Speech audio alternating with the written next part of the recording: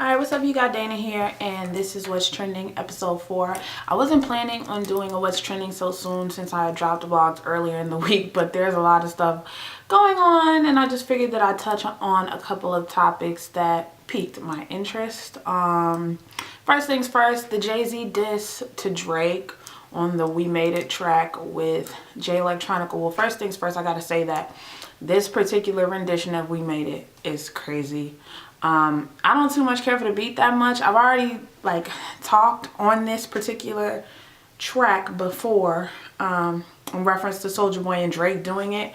I really like what Jay and Jay did on it. Now the diss, okay, so we know that this diss came from basically and it was a light jab, like it wasn't even really, this was light, but Drake had mentioned in an interview the fact that he was pretty much over this whole idea of like Jay-Z talking about art and whatever. He thought it was corny. And basically Jay-Z in a nutshell said on, speaking on Drake on this particular track, just said, I'm just talking about the life that I live. I'm talking about what I know. You know what I'm saying? You should be upset with people that talk about the shit they don't got, the guns they don't bust or whatever.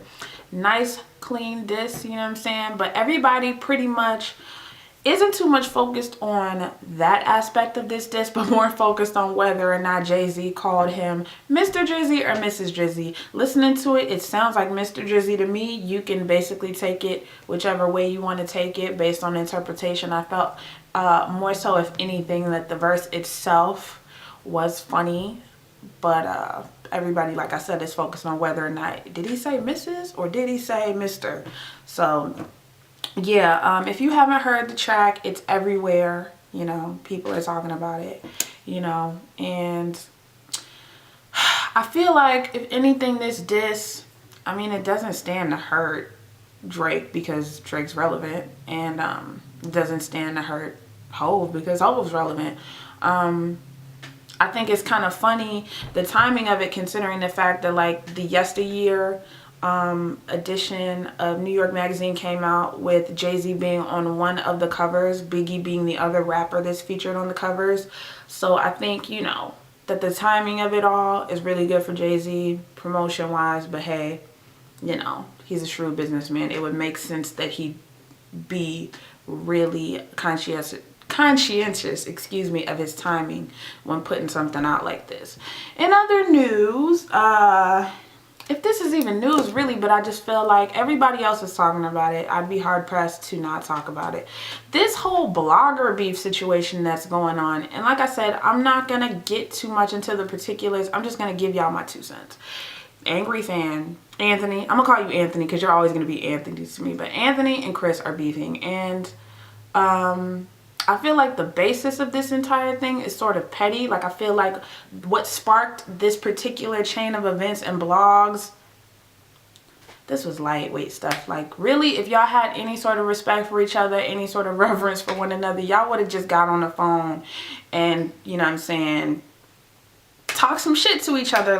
Whenever I've had a situation with another blogger, I've always made it my business to call that person, to get in touch with that person, and anybody who knows me on that level knows that whenever I've had an issue with somebody, if I gave half of a fuck about them, I always made sure that I at least tried to handle it behind the scenes before I got in front of a camera and talked some shit. Otherwise, if I don't really give too much of a fuck about you, I'll get in front of the camera and be ignorant. And I have in the past. Obviously, I've taken those blogs down. But in the past, when someone took a shot at me, I was really quick to respond. But I think now, knowing what I know now about the blog game and knowing how anything and everything that you put online is permanent and public record, you got to be really selective and really careful about what you choose to address and what you choose not to address. And I feel like these two really open Pandora's box, because there's years and years, to be honest with you, I don't know their relationship, but I can tell you that the people that Chris mentioned in his blog,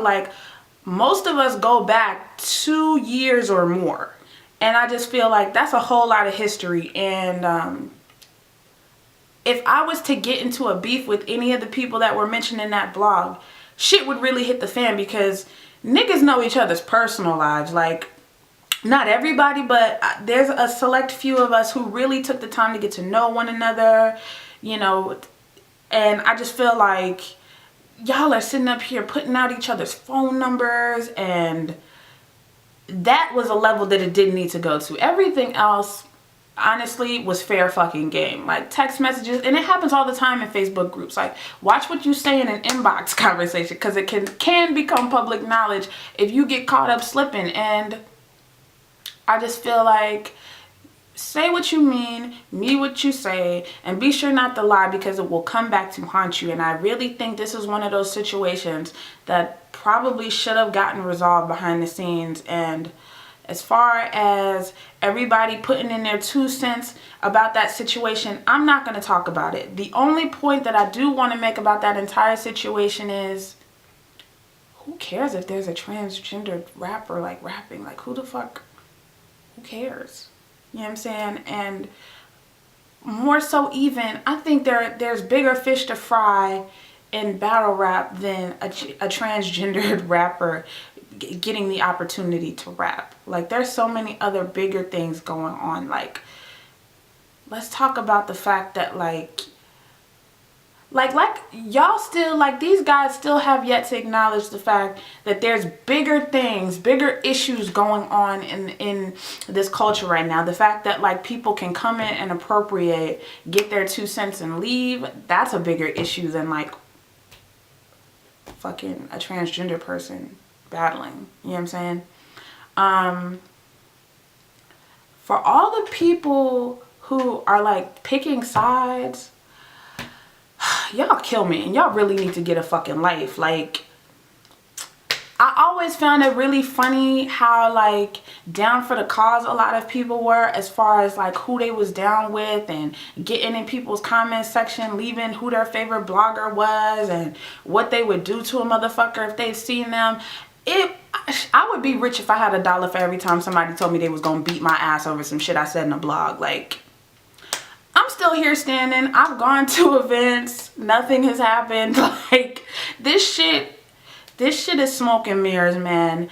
Believe half of what you see, none of what you hear. This shit is smoke and fucking mirrors. And y'all need to stop putting these motherfuckers on a pedestal, because at the end of the day, the bloggers and even the popular bloggers, I feel like this. The only reason why you're popping and the only reason why you're popular is because you decided, you made a conscientious decision to get in front of a camera and expose yourself. And I feel like there's some people with a winning personality that do get popular, or that just have that je ne sais quoi, and they end up just blowing the fuck up.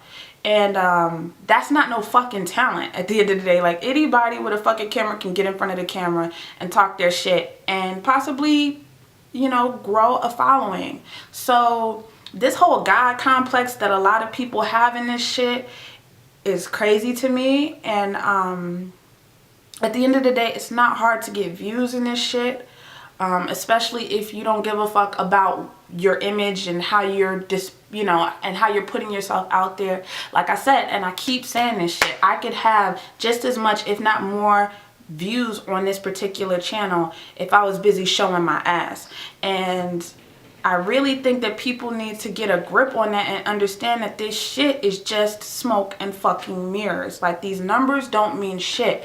Anybody with money can fucking make their numbers look like, we seen the fucking blog. I don't know if it was a year or so ago, some Indian kid had 100,000 views on a review about Loaded Lux and Hollow the Dawn, and we didn't know who the fuck this nigga was. And I'm gonna put it to you like this: to this day, I still believe that he paid for those views.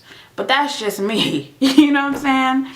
That's the long and short of how I feel about that particular situation. And I want to say this: I hope and pray that like this situation is either fake, is either being like blown out of proportion so both of them can promote themselves, or this is just some trivial like dick waving where niggas is basically ego tripping. And like, I just hope that this is just gonna be some blog shit. I heard some things in both people's blogs where I thought, whoa, you kind of took it way to the left, but hey, whatever.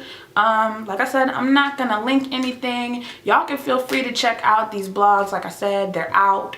They're, you know, this stuff is being talked about. All the other bloggers, significant and insignificant, are talking about it. So I figured I'd just drop my 2 cents in there about it. As far as reviews, I am doing Bricks and Danny. Give me a minute. I am doing some Queen of the Ring stuff. Give me a minute. And I am doing some SDH stuff because that's home. And I really feel like I need to be making it my business to support Atlanta more than I have been. So that's pretty much it. That's all that I wanted to say. Let me know what your thoughts are on the Jay-Z diss and the Unbias and Angry Fan beef down in the comment section below. As always, don't forget to like this video and share this video if you feel moved to do so, and I will see y'all in my next video. Peace.